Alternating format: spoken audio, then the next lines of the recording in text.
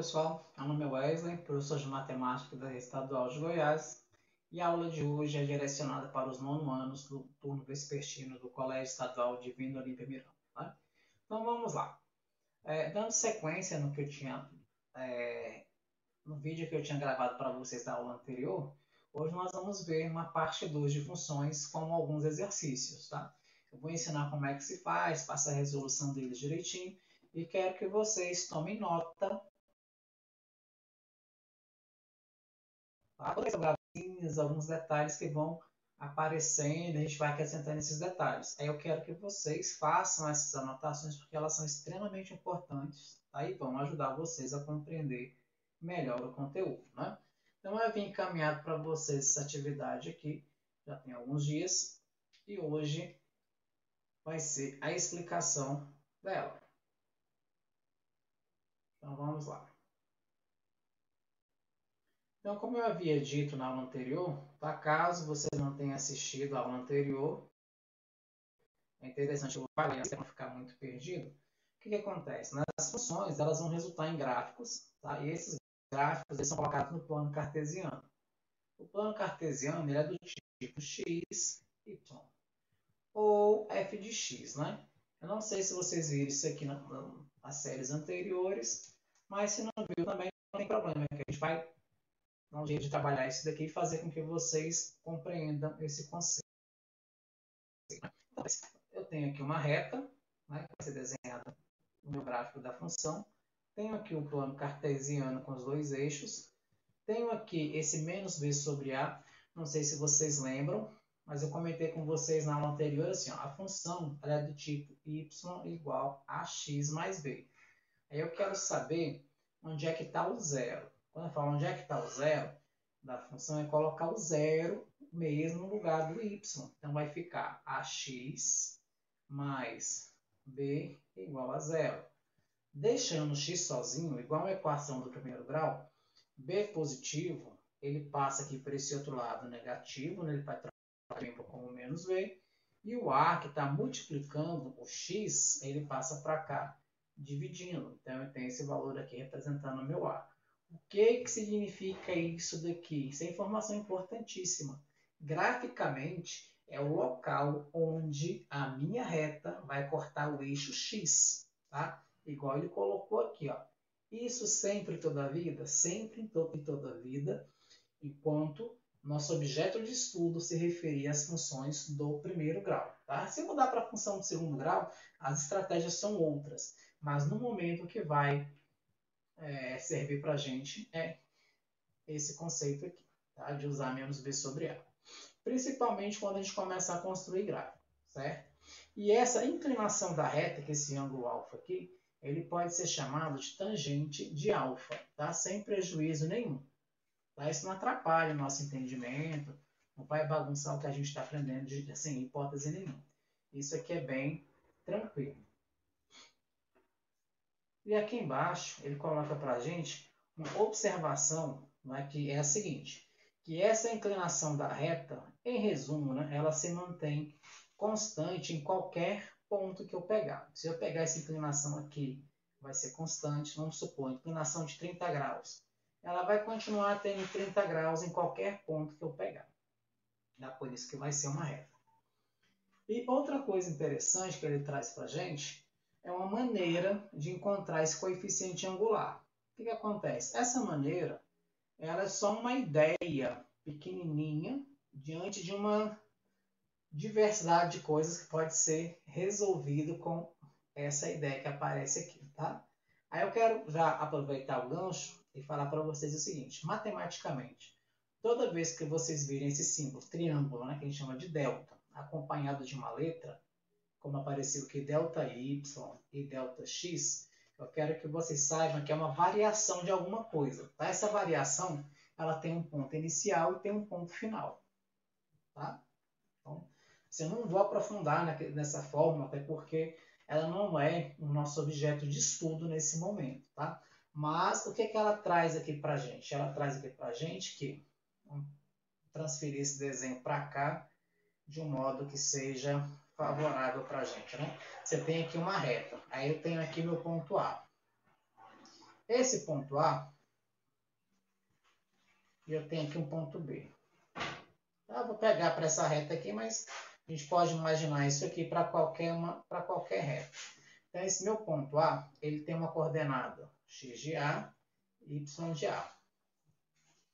O meu ponto B são pontos genéricos. Tá? Pontos genéricos são pontos quaisquer, desde que eles pertençam à reta. Ele tem uma coordenada x de B e y de B. Então, o que acontece aqui? Se eu quiser saber quanto é que vale esse ângulo que aparece aqui, o valor dessa inclinação, tá? Ou até mesmo quando a gente pega lá uma reta, né? A equação da reta, da minha função, é y igual a x mais b. Se eu quero saber o valor desse A, eu consigo encontrar utilizando esses valores aqui. E podem ser dois pontos quaisquer. Eu posso, por exemplo, poderia pegar esse ponto C, esse ponto D. Isso aí não interfere em nada. Deixa eu só colocar esses pontos no lugar certo, que eles aparecem aqui. Ó. Ponto A, ponto B, ponto C. Desde que ele esteja na reta. Então, o que ele manda a gente fazer aqui? Quer encontrar o seu valor de A? Ele manda a gente fazer isso aqui. Ó.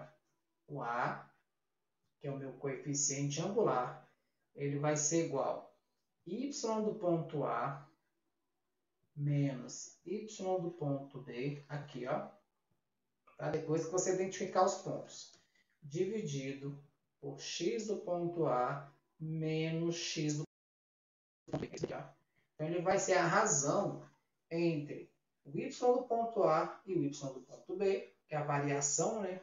Ou seja, o espaço que a gente tem do y do ponto A até y do ponto B, como se fosse esse pedacinho aqui, ó. Quanto é que mede isso daqui? Aqui é y de A, aqui é y de B. Então, a gente faz um menos aqui para poder encontrar. Do mesmo jeito, aqui é x de A, aqui é x de B. A gente mede, né, faz uma diferença aqui, uma subtração entre um lado e outro, para conseguir encontrar quanto é que vale esses valores.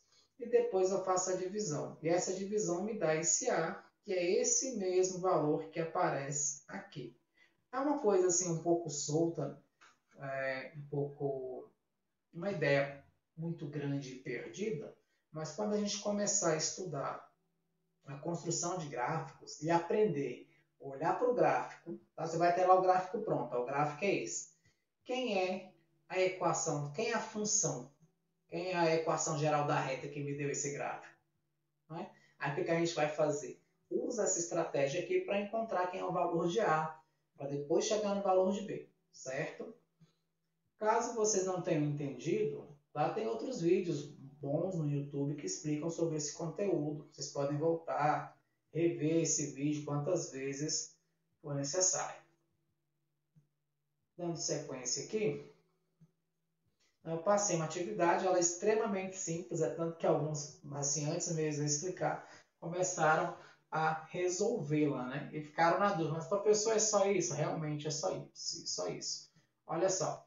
Lembre-se, eu posso usar y igual a x mais b, ou f de x, que é igual a x mais b. Fica a meu critério. O que ele pede aqui para a gente na questão? Achar o coeficiente angular e o coeficiente linear das funções abaixo. É simplesmente dizer para mim quanto é que vale A e quanto é que vale B. Muito fácil de fazer. Tá? Vou colocar a resolução. Passem essa resolução para o caderno de vocês, porque, como eu sempre venho dizendo, é importante que vocês tenham todas as anotações necessárias para entender o conteúdo. Então, a gente vem aqui e faz assim, ó, quer ver? Alternativa A. Esse aqui é o A, que acompanha x, e o outro é o B, menos 1. Lembrando que vai um número sinal. Aqui, um erro muito comum nessa alternativa A é dizer que o A vale 2x. O A não vale 2x, o A vale só 2. O A e o B são coeficientes numéricos. Tá? São valores para a gente. Não é letra. Né? Não é o x, não é o y. Letra B. Menos 3x menos 5. Então, meu A é menos 3 e meu B é menos 5. Letra C. Meu A é o 7, meu B é o 41. Letra D. Tá? Meu A é tudo isso daqui, ó. Menos 3 quintos. Detalhe, aprendam, tá? Eu sempre gosto de comentar isso, agora não seria diferente. Menos 3 quintos pode ser escrito assim, assim ou assim, ó. Tá? Essas representações aqui são todas equivalentes. Lógico que a gente usa a que é mais conveniente para cada situação, tá? Então, se aparecesse assim, ó, 3 quintos de x, a gente já sabe que pode ser escrito dessa maneira aqui, ó, desse modo. Ah, tá menos 3 quintos e o b, 8. Ah, pode colocar mais 8? Pode.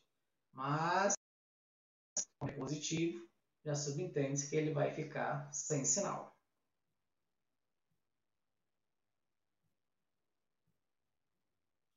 Vamos para a alternativa F. A alternativa F é a mesma coisa, ele quer saber sobre o coeficiente angular e linear. Então, um angular é 16 terços e o coeficiente linear menos 7 meios. Tomem cuidado.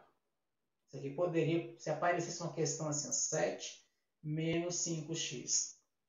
Meu A é o menos 5 e o B é o 7. Tá? Não vai pensando que toda a vida vai ser A e B, não, que vai estar errado. O A é quem acompanha x, o B é o termo independente. Se faltar o B, por exemplo, y é igual a menos 5x. Meu A é menos 5 e meu B é igual a 0. Lembrando que esse A aqui, ele não pode faltar. Tá? Se ele faltar, é um outro caso que nós iremos estudar em breve.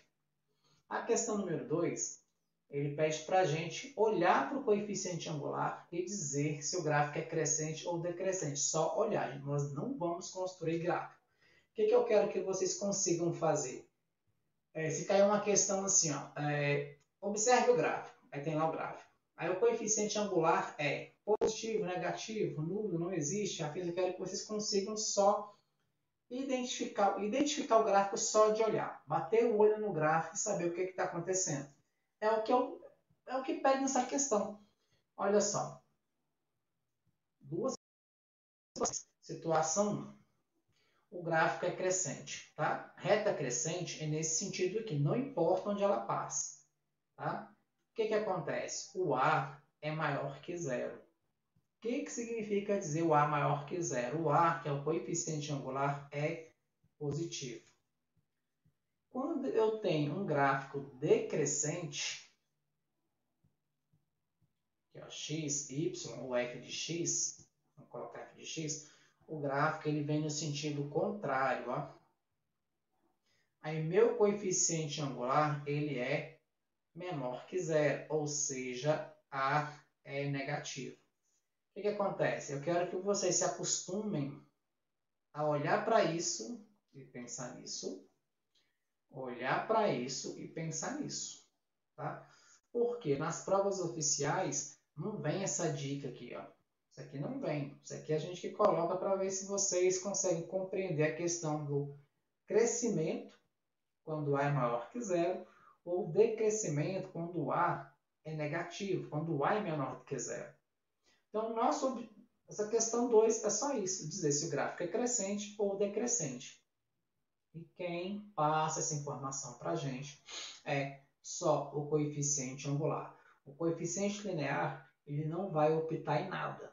Ele não vai dizer para vocês que o gráfico é crescente, o gráfico é decrescente. Aí ele vai te dizer para você um outro local que o gráfico passa, mas não interfere na sua taxa de crescimento ou de decrescimento. Então vamos, né, sem mais delongas, vamos para a alternativa A. Olha aqui esse 2. Como o 2 ele é maior que zero, ou seja, ele é positivo, esse gráfico é crescente. Pronto. Só isso que ele pediu. Não pediu para construir gráfico, mas se a gente construísse, chegaria na mesma conclusão. Vamos para a alternativa B. Observe que eu vou olhar só o A, eu não vou olhar para o B. Eu tenho aqui, ó, menos 3. Como menos 3 é menor do que zero, Essa justificativa aqui é por minha conta. Vocês podem só escrever que é crescente ou decrescente. Então, eu tenho que esse gráfico é decrescente. Né? Porque o A foi negativo, somente por isso. Vamos agora para a letra C. Tá? A letra C, vocês estão em casa, assistindo o vídeo, né? Olhando aí que eu só estou marcando os valores que aparecem no A. O que vocês acham que vai acontecer? Vai ser uma função crescente ou decrescente? A gente vem aqui, olha para o A. O 7 é maior que zero, esse gráfico ele é crescente. Tá? Por que isso? Né? Vamos pensar aqui um pouquinho. Vamos tirar isso daqui.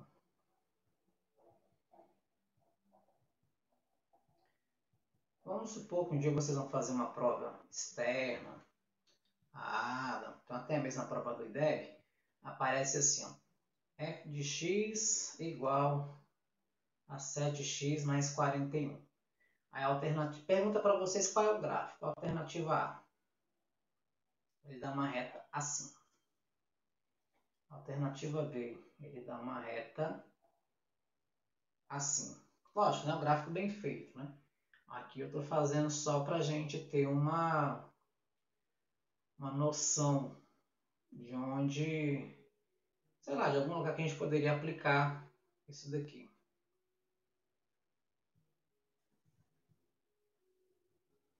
A B, letra C. Deixa eu dar um gráfico assim. Sei lá, passando por aqui. Vou colocar aqui XY. XF de X. Eu vou misturar sempre que possível as notações para vocês irem se familiarizando com elas.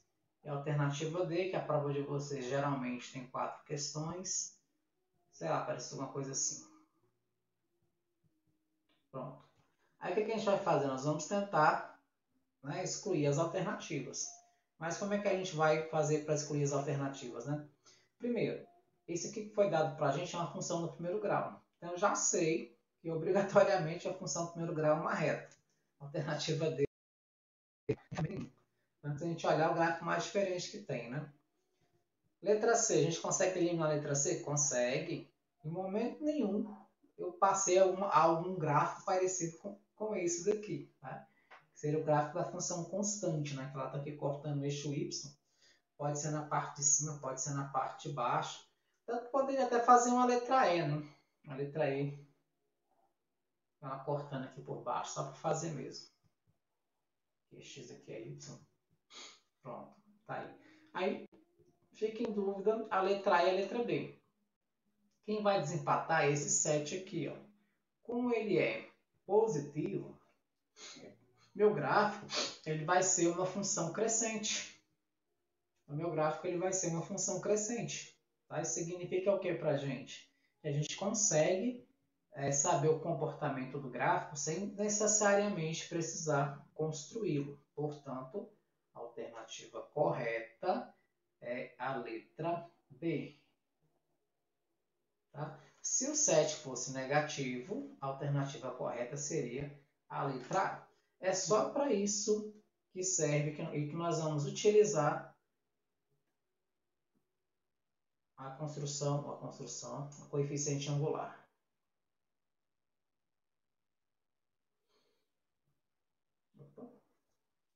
Vou voltar aqui e terminar os outros dois exemplos. Né? Então, eu tenho aqui, na letra C, menos 3 quintos. Menos 3 quintos.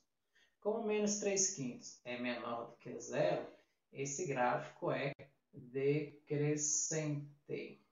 Tá? Porque quem me diz isso é o bendito do coeficiente angular. Tá? Olha só. Gráfico decrescente. O ângulo está aqui. Ó. Quando o meu gráfico alfa, né? Tem lá na figura anterior. Quando o meu gráfico é decrescente, o alfa está aqui. Ó. Tá? O ângulo sempre parte aqui do x e vai rodando no sentido dos quadrantes aqui, que é o sentido anti-horário. A alternativa é eu tenho como coeficiente angular 16 terços. 16 terços. Como 16 terços é maior do que zero, a gente só vai classificar em positivo ou negativo, que é maior do que zero ou menor do que zero. Então, eu tenho que esse meu gráfico ele é crescente. Né?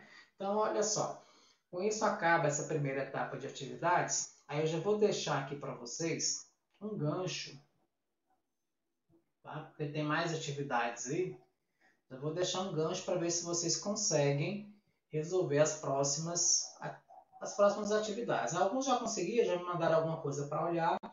Eu nem exigi muito, porque eu gosto de começar a cobrar as atividades depois que eu explico a matéria, né? Vamos supor, olha só, como é que funciona a questão de funções. Vamos supor que eu receba R$ 12 de alimentação.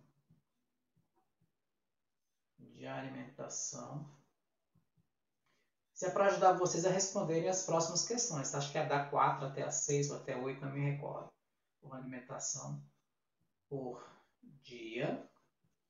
E que eu receba também R$ 7 por hora trabalhada.